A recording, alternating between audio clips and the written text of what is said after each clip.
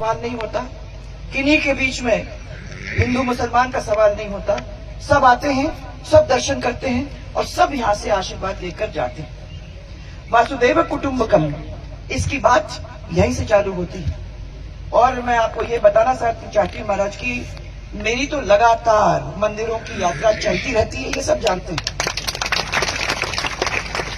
चाहे वो तन्नोट हो, चाहे वो रामदेवरा बाबा हो, चाहे वो आसोत्रा हो, चाहे वो नाकोदा हो, चाहे वो जसोर की देवी हो, चाहे वीरात्रा की माता हो, चाहे हमारे ये सब आश्रम हो, उन सब के अंदर बार बार जाने का मौका मिला है। और अभी 4 दिन से मैं सबसे पहले तो, और इसकी तो बहुत मैंने बात चल रही है, क्यों गई? अरे क्यों गई?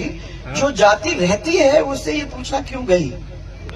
बिना भगवान के आशीर्वाद के और जनता के आशीर्वाद के कोई भी राजनेता कहीं भी नहीं जा सकता महाराज। ये चीज हमने अच्छी तरह से खुद सीखा है और लोगों को बार बार मैं कहती हूँ।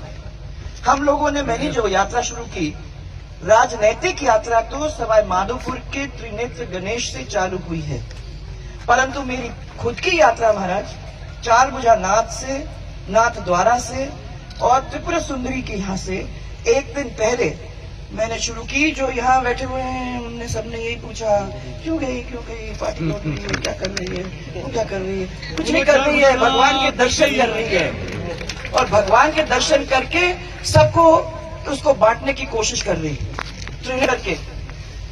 उसके बाद दूसरे दिन और आज रामदेवरा करते करते कल गोगा मेली के दर्शन करते हुए ये यात्रा के 4 दिन हम पूरा करेंगे।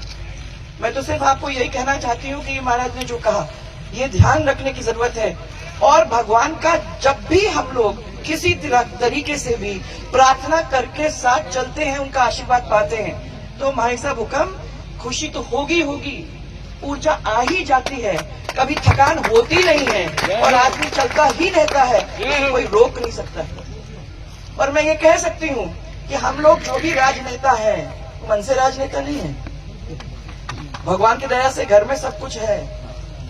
ये राजमाता साहब ने हमको सिखाया कि कभी कभी हम लोगों को अपने महलों को छोड़ करके अपनी जनता के पास जाके उनके बारे में, उनकी मुसीबतों को जानने की कोशिश करनी है।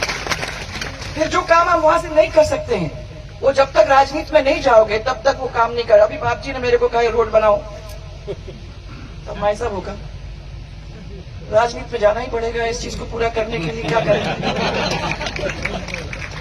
इसलिए महाराज आपके मेन रोड तो हमने सब बना दिए। बाबू सिंह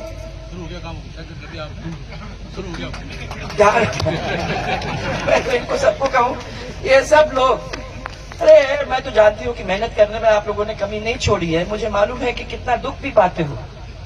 राजनीति में रहना आसान नहीं है महाराज, सबकी बात, गाली, सबके प्यार, सब कुछ सुनना पड़ता है। परंतु जब जनता है तो फिर हम उनके सामने, मैंने इनका आशीर्वाद और इनका प्यार सब कुछ है। याद रखना महाराज के आशीर्वाद से, क्योंकि संत महात्मा वही हैं। शिवाजी का काम महाराज आप जानते हो, शिवाजी तब बड़ा हुआ जब उसकी माँ का आशीर्वाद और उसके गुरु का आशीर्वाद उसको मिला। वो कोई काम करते नहीं थे बिना उनकी माँ के आशीर्वाद के और गुरु के आशीर्वाद के। और मैंने इनको सबको बार बार कहा है कि जब तक हमारे संत महात्माओं का आशीर्वाद हमको नहीं मिलता है, तब तक हमको हमारी सीधी हॉटलाइन भगवान से बनती नहीं है। और वो हॉटलाइन की जरूरत है आजकल के जमाने में महाराज, उस हॉटलाइन के बिना कोई काम होता नहीं। सो इसलिए मेरा तो आपके चरणों में आपकी कृपा, आपका आशीर्वाद, आपका प्यार और सदा हम लोग सबके साथ रहे। ये जिस काम हम लोग जो काम कर रहे हैं वो आसान नहीं है, बहुत कुछ सुनना पड़ता है और बहुत कुछ पीना पड़ता है, पर आप लोगों की कसम करते हैं, आप लोगों की वजह से करते हैं और करते रहेंगे महाराज, परंतु आपका आशीर्वाद बना है। बहुत बहुत आपको धन्यवाद। और बहुत मैंने आपके यहाँ आने का, इस बार अगली बार अगर आप लोग ये रास्ते के ऊपर फिर से चले तो बाबू सिंह ये नहीं होगा। तो अगर हमको अशोक गहलोत के पास जाना नहीं होना चाहिए, ये सरकार भारतीय जनता पार्टी की होगी, तो हम लोगों को काय की चिंता महाराज, वो रोड बन के रहेगा। अगली बार आप यहाँ से चलोगे तो ये एक मुसीबत नहीं होगी। आपको बहुत बहुत धन्यवाद महाराज, आपके चरण को छूती हूँ।